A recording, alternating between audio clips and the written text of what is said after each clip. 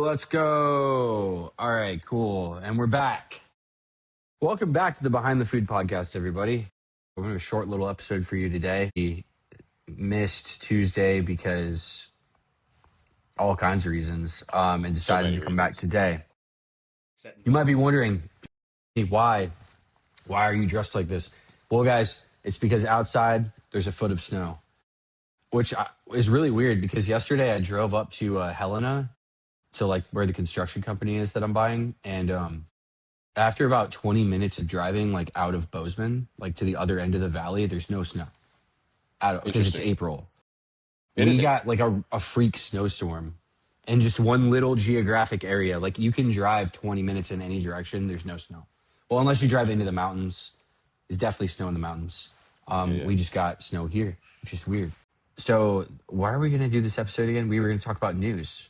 Yeah. Recent news. That's right. Yeah. I know, but you just skipped over something. So while you just brought it up, can you just let us know real quick for someone who's done CPG since 8 years or 9 years or whatever you're going on right now? Construction. How did you find out about construction? That's the C in CPG. I'm going to give you, actually it's the C in CPG. No, I'll give you, a lot of people have asked me, did you buy a construction company because you guys are franchising again? Like, are you going to build the scoop shops? And the answer is no, I'm not doing that. And in fact, just tell them yes. That's what they want to hear. Well, don't work with a national construction company. That's the P in CPG. That's right. Planning. Is the plan. Growth. No, I mean, you really shouldn't. You shouldn't work with a national construction company. You should work with a local construction company or contractor when you're building a local shop. But are you a local construction company now, or are you national? We are. Yeah, no, it's local. I'm not a multimillionaire, Hank, but I wish. No, I bought a small siding and gutter contractor. So they install siding on houses and gutters. And they do like subcontracting for roofs. I've seen those ads for 10 straight years. I need a new gutter. I don't even have a property, but I need new gutters. What the hell? Well, because I want to sell them to you. I'm found worried about the gutters I don't have. I'm worried about my future gutters. Right, gutter FOMO. The future ones. Yeah, I decided to buy this company. So when I moved to Montana, Daniel knows this because I called Daniel when I was coming up with this master plan. I was like, I'm going to sell my house in Nashville. The move, because I sold the house, I'll have a bunch of money. I could pay off a bunch of debt that I need to pay off, and then I'll have like savings, which is amazing to have that again. And we'll shrink things. We'll have the scoop shop. I'm going to move, and then the part that I'd never talked about with Daniel or anyone else was like, once I got to Montana, I was like, my plan is take like 2 or 3 months, take a breather. I considered getting a job, which was a terrible idea. I immediately decided that jobs are done. AI is taking them all. So don't get a job. And even if you want a job, you can't have one because they're not actually hiring. And I was like, what can I do? Could you tell us, did you entertain any actual job position? Did you put an application in anywhere? You talk to people. Where you could, I put in applications at some tech companies, and that was about it. Okay. DoorDash was the one highest on my list that I thought. DoorDash, like tech companies, pretty broad. DoorDash was quite high up on my list. But I digress. Basically, what happened is I got to this place in August where I was like, what should we do? Because I wanted to maintain free time. But I obviously wanted to make more money. I was like, I'm sick of not making money. I need to find a way to do that. And you would think that like someone who's been an entrepreneur since they were 23, I can figure it out. And for years, I had talked to Daniel about this for years, and many of my friends, I'd always thought it'd be cool to buy another company. And then I realized you could buy something that's like a small business that looked and felt like the scoop shop that we had. And when I say that, I really mean there's like all these businesses out there. They don't have to be like a construction company or a restaurant or anything like that. They're small. The revenue is usually under $2 million. Owner doesn't want it anymore for like number of reasons. Usually they're retiring. Yeah, they're getting old. And sell this thing for like 2 or 3 times what they make in a year.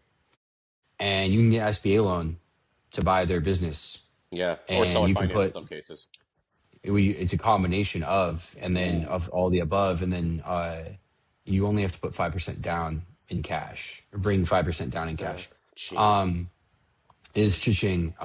The thing about it is that it sounds easy. It's not actually that easy to find an acquisition target. Many people are kind of out of their mind when it comes to like valuation.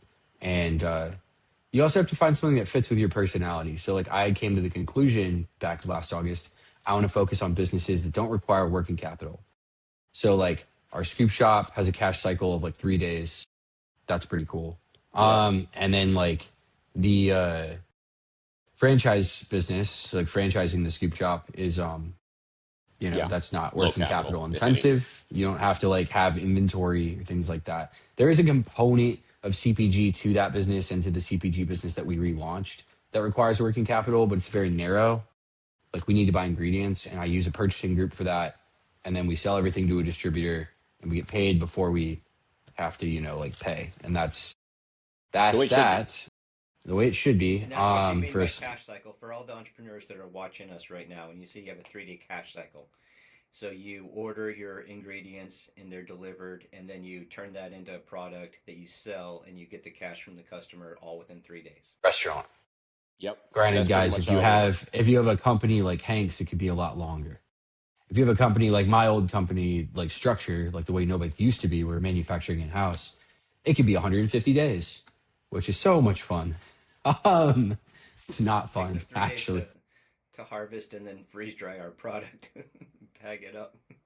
Yeah, that's pretty incredible. Actually, that's actually kind of cool. But yeah, guys, I was like, I want a business that doesn't require working capital. It turns out that a service-based construction or construction-based contractor is mostly like easy cash cycle. There's no working capital. We don't provide materials. We just work with builders who are building new homes or new apartment buildings or new office buildings. And yeah, it worked for me. We're going to make some changes now that we've acquired it or will be, like we close next week. And those changes are all, thanks. But those changes all they're based around things that I don't think will like mess up the cash cycle. And the thing that I learned from the last 10 years and the advice I'd give to any like especially person in CPG is like your cash cycle is almost as important as your gross margin, which is almost as important as do people even want to buy your product. Yeah. Yep. Like you have to have kind of a lot of different things line up to have like a really good consumer company where your physical product, and it's like cash cycle has to be good, gross margin has to be good, people have to want to buy the product, so sales have to be there, and all the operational stuff. Everyone's like, this tastes so good, I have a business. Yeah. Yes. Yeah. And that's kind of step one. That's everything. Yeah, step one. Yeah. Anyways, guys, people don't know you have a mousetrap. What did you compare this construction business to, Jimmy? Like, what were your other options when you could decide like another acquisition? What was the other thing on the table? So I thought about prior to getting into like the boring business space, which was where I was just looking for like small businesses that looked like the Scoop Shop, which by the way, the reason I was looking for that is Scoop Shop makes us money. We work like 1-2 hours a week. I make more money off of that shop than most people make from their job, and I don't work. So like, I was like, how can I create that? I know that if I have it one time, that it's got to be out there again, right? And that's kind of what set me down the path for that. Prior to that, though, Megan, all the acquisitions that Megan and I looked at when we still had the plant were all like CPG based companies. So there was actually an ice cream company in Evansville, Indiana, that Daniel talked me out of buying. That was so close. I'm so glad you didn't do that. He sent me a video of why all ice cream businesses fail. I gotta see that. It's a good video, actually. It was really funny. It was like, this is why like Nestle and like Unilever don't want their ice cream business anymore. Like why they're trying why to sell you shouldn't want it either. Because I was gonna buy like an ice cream plant. It came with a plant, which was kind of cool. I was gonna move our plant to that plant, like integrate them, and then it came with 7 scoop shops that all sold the branded ice cream, and then they didn't have a CPG business yet. And I was like, oh, well, we can like smash distribution together, do the thing. And then I looked at buying some competitors of No Bakes back in like November, December of 2024, and then like January 25, like that period of time, that winter. boring cash flow positive Boring business business. that you took a look at? No, I looked at a bunch before picking this construction company. But my filter once I moved here to Montana was I'd love it to be in Montana. Yes. Um, Okay. even though I don't think you have to be where the business is if you have a good You've operating proven that. partner. Yeah, but you Yeah. became a master But before you moved. yeah, but like when you get into a new industry or a new thing, or you want to do Yes. something where you could have an impact, like it's not like I don't want to work, guys. That's not the point. It's mostly like You never when said I you do. you never said you get passive income. You're just an influencer in the CPG world that celebrates their freedom. Like you're That's all right. one of the top people that people I look to think be like, I could have a family like that and live like that well, lifestyle. But they don't see that you started at 23 and you learned all these freaking lessons up until like what 31. So yeah, and they also don't see the pain that comes with like not lessons also equal yeah, pain. it's lessons, right? Yeah, That's equal really what pain. it is. But it's like prior to having kids, like I worked like 100 hours a week every week. And then like I watched them do it. having yeah, having kids started to like change my mental state around like how I thought about like time. And when Oh, that I bet. changes, it does, but when that changes, you start to ask yourself, well, how can I make this work? And so many entrepreneurs are like grow, grow, grow, grow, grow all the time, which is fun. Um, I was just but at a when you new just founders meeting yesterday in Santa Monica, and one of the people on stage was bragging about how they enjoy their coworkers so much, and they have to because they choose to see them over their kids. And I was like, man, that is kind of really messed up. I mean, like It everyone who's is. that's there with the Packers, all know savage. who I. But I was just like, that's like the Billions mindset, the It show on really TV, is. and I'm Yep. just Yep. like, okay, that's for you. That's just not like that was like right in the heart, and I was like, oh yeah, you Dude, take I that keep role. trying to You keep I'm that. so That's not glad for I didn't me. become that person. That could have been me at one point. I'm sure it could be one of you guys at one point in your life, like especially when you're younger, you Okay, don't have as much Yeah. perspective. Yeah. Um, but now it's like I kind of like other things, Yeah. right? Like Life. you are a multifaceted human. I meet people all the time who are like either they find their identity in only their job or like only their business, and I'm like, you are other people too. Like, Subscribe to my only jobs. yeah. Well, think about it for not as you, tricky Daniel. as It's that. like your Daniel is really good at yo-yo. Yeah. Like Makes really stupid cool yo-yo. yo-yo videos. He We likes got to to do get that an in his free outro of time. Daniel doing yo-yo, man. Exactly. Yeah. But no, but the Yeah. point is that like his ability to do that is completely separate from Shivanada, which is an empanada business, or like when you were launching Pizza Deserta, you weren't thinking about empanadas all the time. Daniel was making pizza in his backyard That's and right. he was having fun. Yeah. Like you don't have to be the same thing and the same person over and over and over again. And That's then the really problem with boring. the people, Oh, we're it is constantly boring. changing. Yeah. Yeah. Don't you guys think the problem, and I'd love to hear both of your thoughts on this. I think the problem with people that are like, I'd rather be around my coworkers than my kids, or like, I like working all the time, blah, blah, blah. Those people are, they're very like one dimensional. And the one dimension Yes. is they want money. Yeah. That's Yep. it. It's Yeah. money defines their entire life. At least that's my opinion. The problem I have is when I try to hang out with those people, I get bored so fast I want to leave in about 10 minutes. That's my fundamental problem with those people. It's like they're just terrible people to hang with. Like they want to talk about, all they want to mention is that one thing. And I love talking about business probably more than anybody. That's why I'm on this podcast with you guys. But if you don't have a life outside of work at all or any other interests, I'm out. I'm out. You're not my friend. You're my network partner or something like that.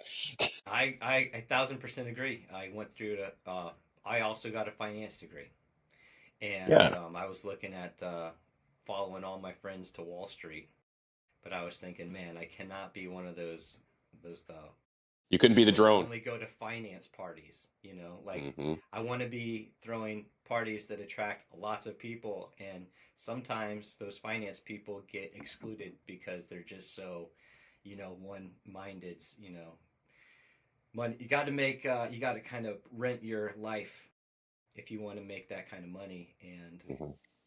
there are so many there's countless ways to make money, but It doesn't have to always be, your single focus in life. And I think that actually what our business proves is that you can do something that you are really good at. You can be as creative as you want, and then the money's the byproduct, right? Like Absolutely. you can only Absolutely. get super wealthy by, helping, selling to, having a product that appeals to so many people, that these slim margins, they add up over this vast amount of time. And then the byproduct is, okay, you're rewarded with you know uh, Jimmy has like maybe 10 hours a day that he could invest in his family life, or you Absolutely. know other type of things like that. I've got I would love to a have beach 10 right hours a here that day. I'm just throwing these numbers out of my Right. butt. But I spend time on the beach every single day, in Awesome. the park. Yeah, exactly. So but it doesn't come just from nothing. Yeah. Obviously what we're talking about is you have to invest in the right option, the right people, the right operation. You have to put a lot of effort into it, obviously. Absolutely. But this whole idea about having a boring business but having positive cash flow, man, I'm so excited. Like, are you going to keep your distributions, like the money that you take out of the business? Are you going to be reinvesting that mostly in the construction business, or will it be going to kind of fund your lifestyle so you don't have to take as much distribution out of your CPG world? Is there going to be any crossover where you invest the money, the distributions that you take from your Good question. construction business, and then grow your CPG company, or is this going to just be to like give the family more stability or financial opportunity, or That is a great question. That's a great question. I think more founders should think about this. I think about it this way now, Hank, and this has completely changed the game for me. By the way, shout out to Keith Kohler, because he, I think, unknowingly gave me this advice. He did not know he was giving it to me, because it was a very roundabout conversation where he wasn't saying, Jimmy, do this. We were talking about different strategies that we could use so to people make know more Keith Kohler is acquisitions. of what company? Keith is found the founder of K2 Financing. Okay, Mm. cool. So Keith is like super well known in the CPG world. For at one point he had a gluten-free bakery, like big manufacturer co-man business. That business failed. Keith went like, from up here all the way down to here. And then since then, that was back before I started No Baked. He's built a business on the back of like helping founders avoid the mistakes he made, but also helping people get funding when they need funding and helping them get the right kind of funding, Big deal. You're just specifically showing on the debt side. 90% of our audience. Yep. Yeah. They're gonna hit up Keith right now. Please hit Keith up. I'll tag him in this video. So that what we were talking about is like, how can I make more acquisitions for the construction company, because we want to buy more of them, smash them together. Is kind of a long term plan, and I was like, yeah, man. I mean, like, I just want to know, like, like what strategically, like, what are banks looking for? Like, what should I probably do? And he was like, he said something that stuck with me. He said, well, if you pile up cash, it becomes a lot easier to borrow money. This sounds counterintuitive. I understand everyone's going to be like, oh, yeah, easy for you. Just pile up cash. Guys, I don't have piles of cash. Like, let's be completely honest right now. I am sliding by. Like, things are still real rough, especially because I still own my house in Nashville, guys. And it's Yeah, on yeah. the That market. was And not if you supposed want to to happen. buy it, please buy it, because I need that money. It's a great house. I can speak for that. I've been in that house. It's a It's great fantastic. house. Yeah. Fantastic. I've lowered the price a lot. Like 125 grand. Please buy my house. Anyways, that's a side note. But what he said stuck with me, because it goes back to what you were saying, Hank. Now I have the scoop shop business and the franchising business. They're spinning off cash. Traditionally, that's the money that Meg and I have lived on. And it's not always a lot because it's seasonal. And sometimes we get behind on bills, and that sucks. And at the same time, the CPG business, as you know, is like either this break even or like money losing machine that like put us in a really, really tight spot going into like 2025. Had I pulled the plug on that business like 2, 3 years ago, like I pulled it in 2025, I'd probably actually have a lot of money right now. All of my money was going back into, that and being lit on fire. The way I think about Especially it this now, winter too. There probably is. Hold on. Can you guys both see me, hear me? Hmm. Okay, that It's was not going weird. to I be had an it. episode unless we drop you, though. So at one point, you do Did you have to see leave that? and then come back. Did you see that Yeah, did you see that notification said the thing had failed? I wonder if it. Oh, we're both behind the food. Anyways, so back to what I was saying. This is like I'll keep it super high level. So if you stack money up, and so the way I think about that is like the construction company distributes out most of its earnings to me and my partner. We started with about I'll round numbers. Let's just assume everyone. I'm not going to tell you exactly how much money I have, but let's assume we started with like 50 grand in the bank account. Day one, we're going to keep the bank account around 50 grand and distribute everything else back out to myself and my partner. One, because we have to pay taxes on it ourselves, but two, because me and him have made kind of a commitment to be good with money. That money's not going to be spent. It's going to be saved. It can be, you can put it in the stock market if you wanted to, but like you need to keep it. Don't spend it. A portion of it will probably go to like making it to where Megan and I are not like paycheck to paycheck broke from No Baked. And it also takes the strain off of No Baked, right? So like now I'll be able to split my personal expenses between two businesses, which is awesome. That will change the game for me. But it will also spin off enough cash along with No Baked since we're franchising now and the company is slowly growing. So income is slowly growing, not fast, slow. Say I save $100,000 or $150,000 over the next year and a half. When I go to, Daniel, or are I you run getting into a perfect audio situation, or are you getting messy audio? Is that just me? it might just be you. We all have weird connection. At least it records locally. Okay. My point to everyone out there that's listening is that rather than me have to throw that $150,000 back into the businesses, I can now personally guarantee this is going to sound crazy because you don't really want to personally guarantee things, but rather than me taking my cash and putting it into the businesses, I can get a credit line and I can back it with that money that I have, and a bank will gladly give it to me. They might even give me a credit line that's larger than the money that I have. And then I can use that credit line, which is in the name of the company that needs it construction company, No Baked, the No Baked CPG Corp, which is still exists. And we're not taking any distributions from because, as you know, we need all of that money as it spins back up will be needed to keep the company just going. That allows you to then continue to stack cash personally using those credit lines at those companies to deal with the ebbs and flows of cash flow and also growth costs. Man, that's like I don't know why I never thought of that before. I was like, thought of that before. It makes me sound like an idiot. But like I had never Everything's a considered trade-off. I think it's a great idea, but everything is a trade-off. Like, especially when you've got franchisees, they're asking you like, "Is this all you do?" And usually the right answer is yes. Like, this is all I do. Like, the I'm answer not is dividing my no. time.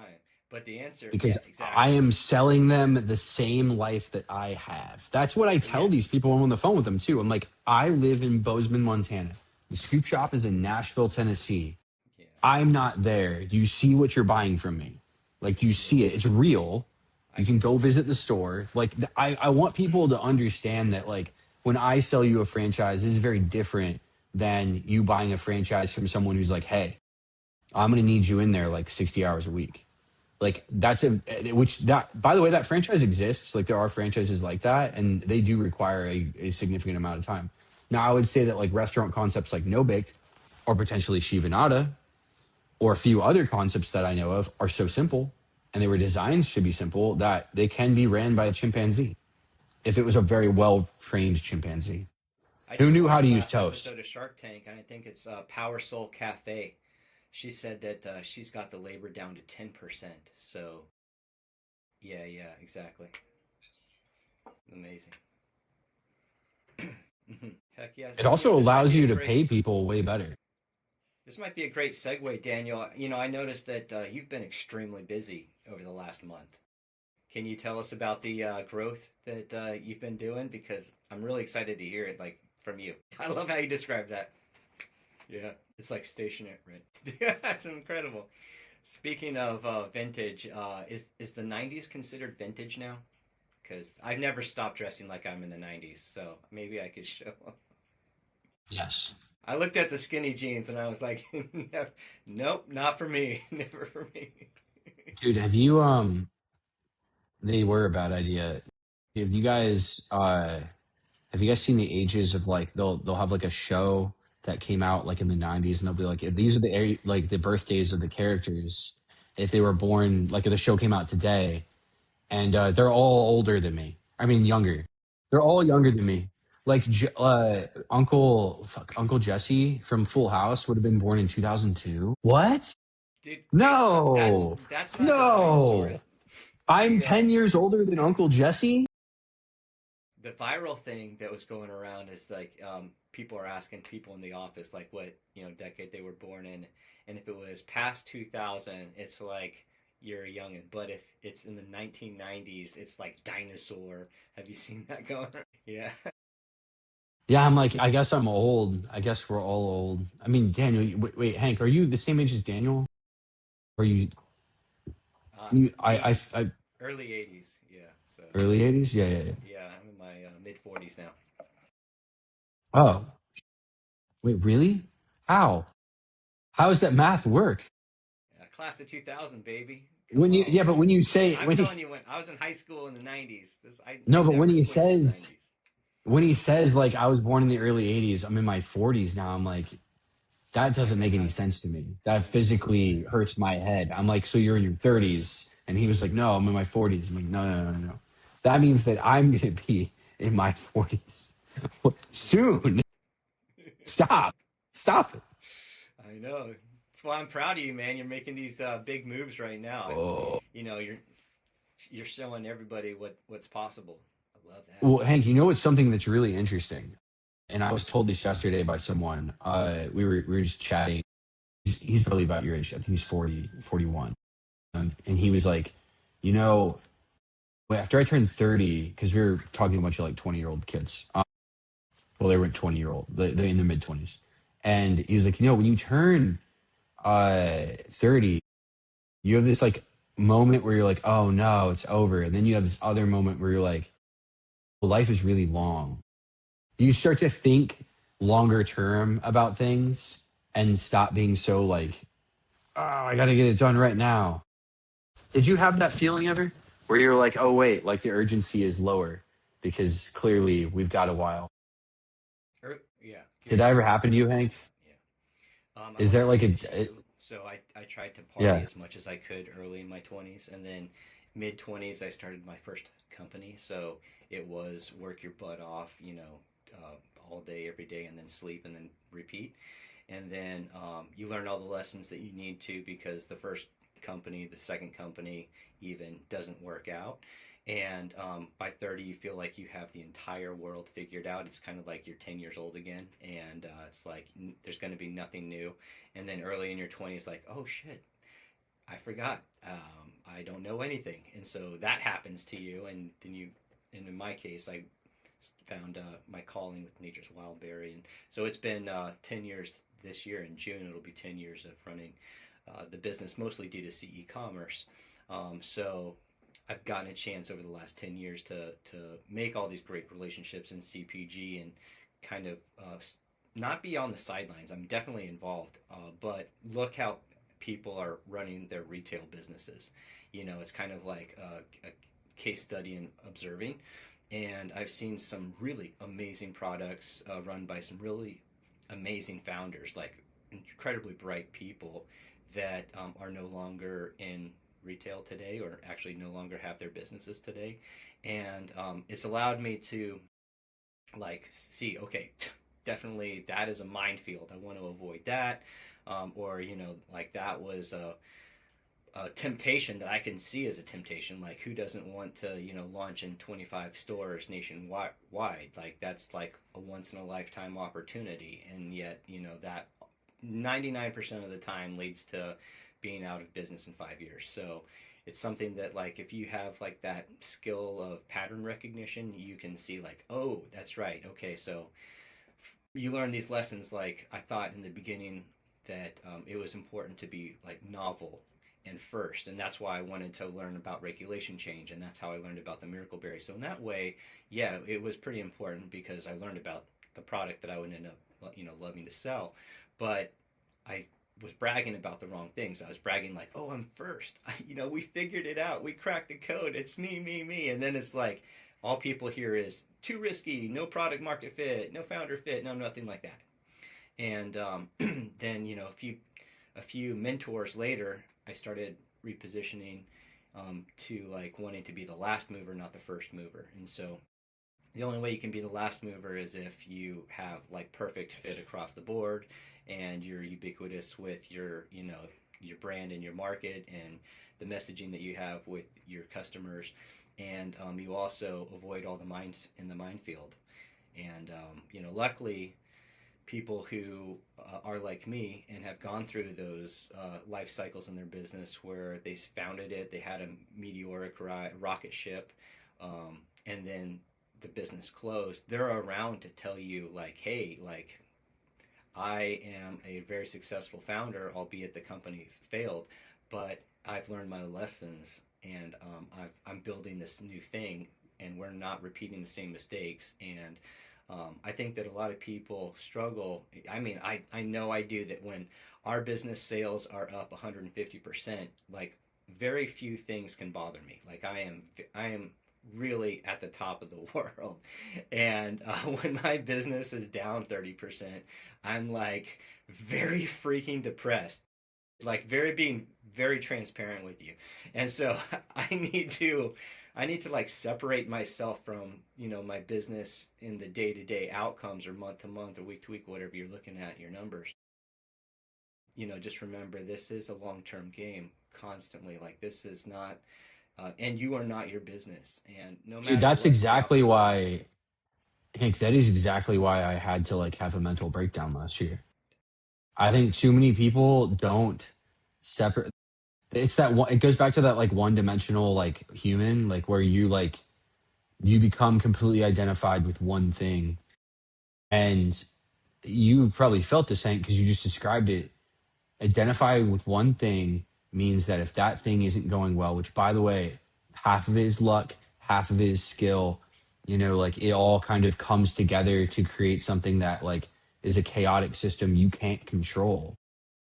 And that means that like I started realizing this about like no bake sales, and probably very similar to yours, where like if things didn't go right, I got so depressed that I was like, I literally want to drive off this bridge. Megan can just have life insurance money. I'll be dead, but it's cool because like the only thing I was on this earth for is clearly not working. So screw me. But like you can't be like that because that's just simply a bad way to live. That's why at the beginning of this conversation I brought up the thing about like if you are identifying only with that thing, you're probably kind of a sad and boring person. Whereas like the minute that you identify with literally anything else, you're like, hey, I like to garden, which is like a ridiculous. I don't like to garden. This is an example, guys. Megan does. Megan gardens. She does garden. I just the plants are not my thing. But like, then you can like find joy in that. I know you really like gardening, Daniel. Like this is kind of his thing. Um, but like you have to find other things in your life that mean something to you, and that goes doubly for someone who identifies only with their job, which to your point, Hank, like happens in finance a lot. And before this Someone's like, this is business, my whole the longest personality. business that I ever was able to keep running was a year and a half. So once you pass marks like that, you start learning like you never you never like in the moment you think, oh shit, this is really good, or oh shit, this is really bad. But then your business lives past a year or two or three or four past that event, and you're like looking back and thinking, man, what I thought was bad actually led to this really freaking amazing thing that I couldn't have predicted at the time, where I was depressed. And then if that negative thing where I was living in depression for so long didn't happen, I couldn't enjoy this really amazing thing. So it's like that freaking damn proverb that lives rent free in my head. It's like you never know what's good or bad. It's like the answer is we will see. That is so true. Exactly. Exactly. And we could all do different things with our time, but that's another thing why I'm so excited about to watch, Jimmy's new business, because it's like so different than CPG. It's like, damn, this is like very cool. And I'm excited to also use this podcast as ways to learn, like, drop some knowledge on us, Jimmy. Like, tell us the things that you've learned, like I this mean, is not I just CPG only. Like, this has actually evolved to like another universe, over another galaxy of this whole universe. Yeah. You know what's cool though? It is, but like you know what's cool though is that like all of the what I've learned over time, really by just trying to be like a friendly person, and like Daniel said, like we have a friend named Nathan. Nathan does not work in CPG or food or anything like that. He's a different kind of business, and he had different challenges, right? Like that were interesting, but a lot of those challenges were just the same challenges we were facing, and there is this continuity of problems that seem to hit every single business, especially when it is a quote unquote small business, owner operated. And those things are usually cash flow. You see the memes about it, it's hilarious. Cash flow is If king. someone doesn't run a business, they're probably kind of confused. Like, you must be really bad with money. Because the meme will be like, well, I had 100 grand, now I have zero. I had 10, and now I have negative 10. I lie awake all night thinking about like how are we making payroll this month. And Jason Burke had a really good video or maybe post about it recently where he was like, it's like a different kind of math that you sit and you do where you're like, yeah. Like, is it gonna work out? Like, are we gonna collect on this like PO that we sent shipped out? Like, is that money gonna hit the bank account in time to be able to pay this bill that we need to pay in order to do this thing? And like those things are ubiquitous, and that is amazing because it means that it means other people have faced them and beat those problems, and you probably, and you and I, Hank and Daniel, we have all faced and beat those problems over and over and over and over again, and which creates a narrative in your head, hopefully, and also like just a body of work where you realize like, oh, I can do this and it's okay. I also started realizing, I was talking to the owner of this construction company yesterday because we're doing transition stuff. And he said to me, he said, every year it gets slow March to May because foundations haven't been poured over the winter.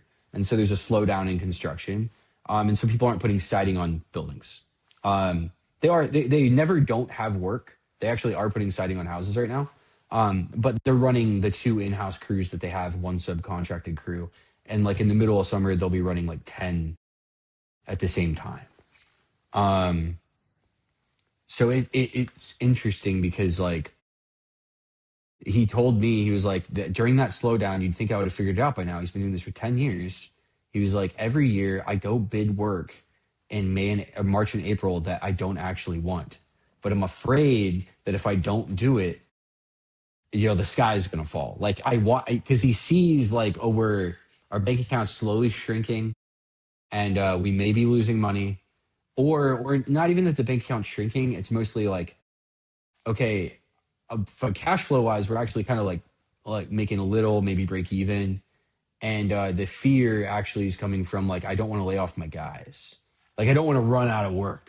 That would be the worst thing that could happen.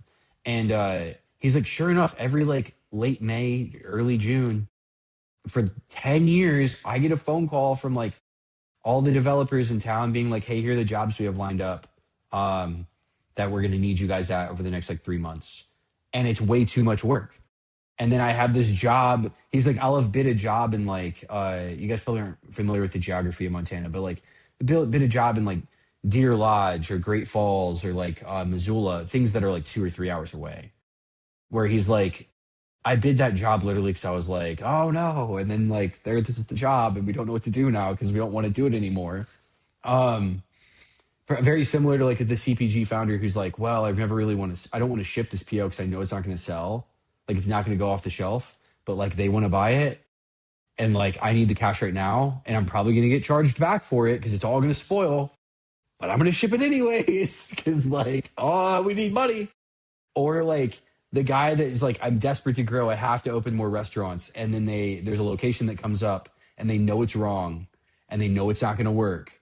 They're going to do it anyways. Or in Daniel's business, he's got to book events. He's running out of events to book. An event reaches out. He knows it's a shitty event. He books it anyways because he's like, we need to have work. the same thing. Yeah, definitely lose money on it and time and your sanity. It's just, it's the same thing. I'm sure in the service business, which I've never been a part of, where you're like working B2B, that like agencies, like marketing agencies will take clients on that they know for a fact are trash, that aren't going to pay them because they just like are like, well, like I need shit coming in the door, or that they know they can't help. Yeah, it tale as old as time. Like I'm going to take on things that I don't want to do because I'm afraid. Uh, yeah, I think if you could stop doing that, that would be like a huge unlock. But man, it's painful in the moment, scary. I don't like it. It doesn't have to be expensive. The right insurance can cover a lot of it. I've been doing it for almost 3 years, so 2.5. I am so proud of you guys, and also Daniel, I didn't know that. I'm so proud of you. That's amazing. Yeah, it's super cool. But Um, also I like still haven't been to therapy, guys. I just, I get sad or like freak out, and then I like the take an in-person part edible though, and go on a Daniel. hike. The in-person part makes me get out of the house. Like I don't really usually have a problem with getting out of the house normally, but instead of like doing it in my studio like virtually, I actually like make it an event. This week I actually did the SoCal Veg Fest in Hollywood. Yeah, yeah, yeah. They had an awesome opportunity. It was their second year. About two and a half, 2,500 people came out over this 8 or 9 hour period, and so there's a lot of foot traffic, and I got to do a ton of demos, and like it exhausts you. It's like a long ass workout, where you're just constantly repeating yourself, and you're getting people pumped up and excited about trying something new, and then for me, like their taste buds change, and so automatically they focus on me, and they ask a ton of questions. So I'm answering the same questions over and over. But it was like a great reminder of like, oh yeah, that's right. Like I think that if you're in the CPG world, occasionally if you go a week or month or longer without watching your product have an effect on people, you kind of not take it for granted or forget, but you kind of need to like remember, oh yeah, this is why the business has a life of its own. Like look like get out there, kind of get out of your own head and like experience that. And in fact, even though it was exhausting, and even though I like had a really great sleep that night, um, it was a great refresher because it wasn't just numbers and it wasn't just strategy. It was just kind of like get out of your own head. It's like the same effect like when you get on the basketball court or you hit balls at the batting range or whatever. It was like okay, I could just think about something else for a hot second. So highly recommend that.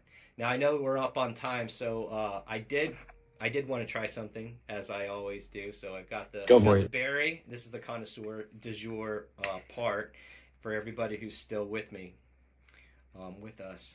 This is the miracle berry right there. I don't know if you can see that.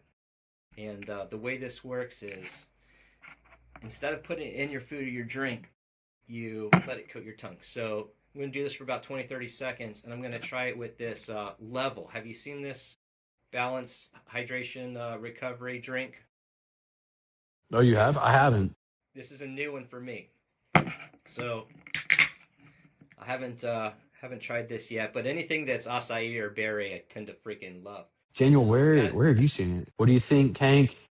What's Dude, the this is what's the actually word? really freaking delicious. They use erythritol, so if you're good with that, it said shake well. I didn't shake it, so I just tried to do that. But it is cold, and so they say enjoy I cold. wonder why you have to I shake it. I wonder what's in there.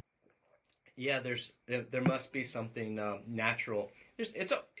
Almost everything's organic. I don't see the organic label, but I did take a peek at the ingredients before, and almost everything is organic. Maybe they just Well, didn't we all know have the how hard certification. that's. Yeah, that certification's trash. Walker Brothers, Daniel, is also mostly organic. They don't have the certificate because it's insane. It's psychotic. Oh, dude, Harmless Harvest is such a hard one to compete with. I mean, obviously, we all saw Alex Bear's first episode of his new podcast where he talks about Genius Juice, the rise and fall. I think that's what it's called, and I've been enjoying those because that's another I one need to where go. you're I not need to go repeating. actually listen to it. if you're an entrepreneur, man, you need to watch all of those because the entire thing is one lesson after another. And it's coming from somebody who's lived it also, who was, sold millions and tens of millions of his product, was on Shark Tank. Yeah, So tens of millions. I mean, Alex killed it over many, many years. hmm And then, like he probably has a lot to offer about like what actually went wrong. I hate when people have something horrible that happened to them. This isn't just count for business. This is like life in general. And they refuse to share it because I'm like, guys, right. you know how many people could like genuinely benefit from like hearing how you didn't I mean, explode? dude, we don't just do this Like to in talk all kinds of between ourselves. situations. Like we do this for other entrepreneurs to watch this. So, but yeah, just watch that. I think it's I watch it on LinkedIn, but he also has it on YouTube. And I met All right, guys, Alex I have to in go. 2016.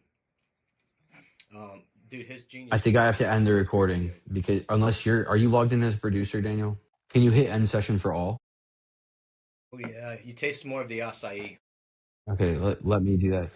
All right, guys, this has been a great episode. I love all of you. I have to go make a meeting, which is why I have a coat on.